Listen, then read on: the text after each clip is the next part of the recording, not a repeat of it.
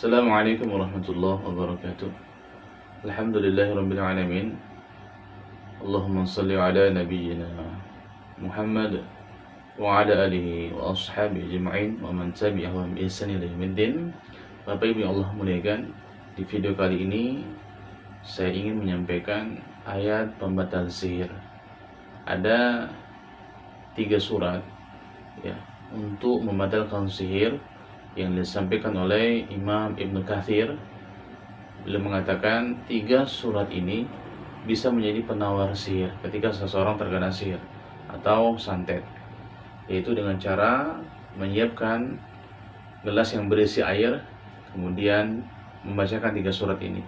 Adapun surat-suratnya, yaitu yang pertama, surat yang dibaca adalah surat Yunus ayat 81 sampai 82, yaitu yang dibaca A'udzu billahi minasyaitonir rajim. Bismillahirrahmanirrahim. Falamma alqaw qala Musa ma ji'tum bihi sihr innallaha sayubtiluhu innallaha la yuslihu 'amalal mufsidin wa yuhiqqullahu al-haqqa bikalimatihi walau karihal mujrimun. Kemudian surat yang kedua yaitu surat Toha ayat 69. A'udzu billahi minasyaitonir rajim. Walqi ma fi yaminika talqaf ma sana'u innama sana'u kaidus sahir wa la yuflihus sahiru haitsu ata. Kemudian surat yang ketiga yaitu surat Al-A'raf ayat 118 sampai 122. A'udzu billahi minasyaitonir rajim. Fawaqa'al haqqu wa batala ma kanu ya'malun faghlibu hunalika wanqalabu sagirin wa ulqiyas saharatu sajidin qalu amanna bi rabbil alamin rabbi Musa wa Harun. 3 surat ini insyaallah bisa menjadi penawar bagi orang-orang yang terkena sihir atau santet.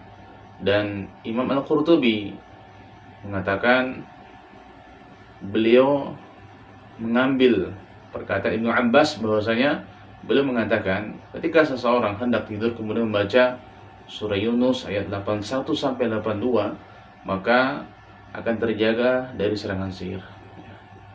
Hadirin wal hadirat yang Allah muliakan,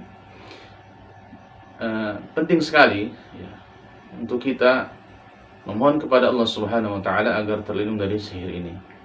Karena Nabi sallallahu alaihi wasallam ya, seorang nabiullah, Nabi Muhammad, beliau ya, dikisahkan dalam sebuah riwayat pernah terkena sihir. Yang mana ketika itu tukang sihir berkumpul, mereka tidak bisa menyihir baginda Nabi Sallallahu Alaihi Wasallam. Kemudian para tukang sihir ini mendatangi seorang Yahudi, yang mana orang Yahudi ini merupakan pakar sihir yang bernama Labid bin Asam. Mereka meminta tolong kepada Labid bin Asam ini, laknatullah alaih, tukang sihir. Maka Labid bin Asam mengiyakan permintaan mereka. Maka Labid bin Asam ini menyuruh anak kecil untuk mengambil satu helai rambut atau rambutnya Rasulullah SAW yang terjatuh. Maka beliau mengirim sihir kepada Nabi SAW ini melalui rambut Nabi yang jatuh itu. Maka hadirin Allah Subhanahu wa taala muliakan, ketika itu maka Allah Subhanahu wa taala turunkan surah Al-Falaq dengan surah An-Nas ketika itu. Maka asbabun nuzul daripada surah Al-Falaq dengan surah An-Nas adalah ketika Nabi SAW terkena sihir atau santet dari orang Yahudi ini. Ketika surah Al-Falaq yang dibacakan satu ayat, maka terlepaslah satu persatu buhul-buhulnya. Dan ketika selesai semua surah dibaca Al-Falaq dengan An-Nas ini, maka terlepas semua buhul-buhulnya. Hadirin Allah Subhanahu wa taala muliakan, memberikan pelajaran kisah ini kepada kita bahwasanya ya, makin tinggi iman seseorang bukan berarti dia akan terlepas daripada sihir, dan mengingatkan kepada kita bahwasanya makin tinggi iman seseorang maka akan makin tinggi ujian yang datang kepada dia.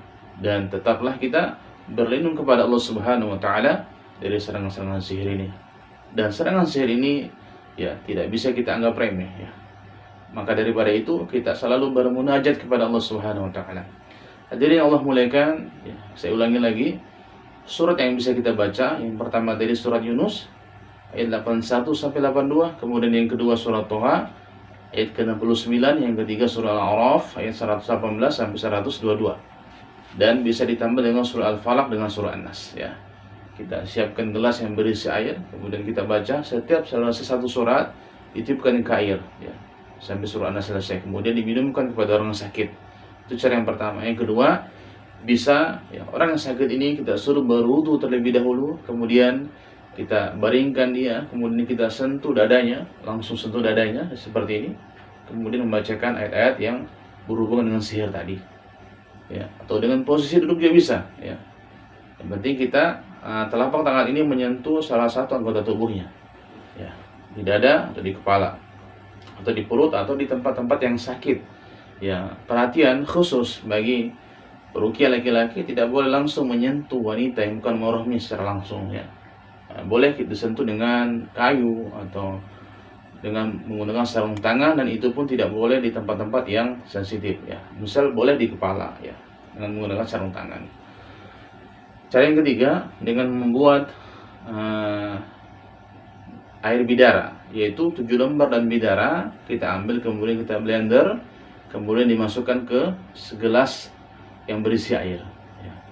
Yang keempat, dengan cara membuat air mani dari daun bidara ya, 21 lembar, kemudian di blender, dicampurkan 1 ember air, kemudian air yang tadi itu kita ruqyah dengan membacakan ayat-ayat pembatal sihir itu. Maka insya Allah dengan rutin setiap hari seperti ini dilakukan minimal 7 hari ya, Bapak Ibu Allah muliakan, minimal 7 hari, maka insya Allah perlahan sihir tersebut akan lepas ya. Kemudian ketika beruqyah dan terjadi kesurupan kepada orang-orang, kepada pasien yang kita ruqyah, maka kita bisa tanya kepada jin tersebut di mana letak sihirnya. Artinya bukan meyakini, tapi kita membuktikan apa yang dia sampaikan kepada kita, membuktikan kebenarannya ya kan. Berbeda ketika bertanya kemudian meyakini begitu saja. Tapi ketika dia menyampaikan kepada kita bahwasanya letak buhulnya di sini ya kan, kita bisa buktikan kebenarannya apa yang disampaikannya ya kan. Kemudian yang kedua, kita berdoa kepada Allah Subhanahu wa taala, semoga buhul-buhul tersebut yang ditanam itu diberikan petunjuk kepada kita.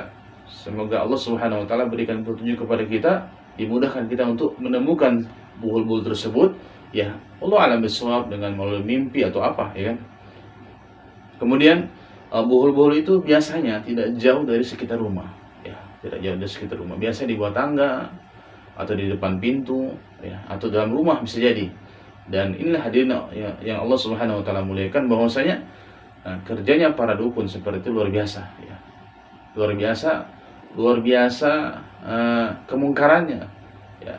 Pekerjaan seperti itu pekerjaan terlaknat yang diharamkan oleh Allah Subhanahu wa taala. Demikian, semoga bisa bermanfaat untuk kita semua dan semoga bisa menambah wawasan kita. Demikian, barakallahu fikum. Wassalamualaikum warahmatullahi wabarakatuh.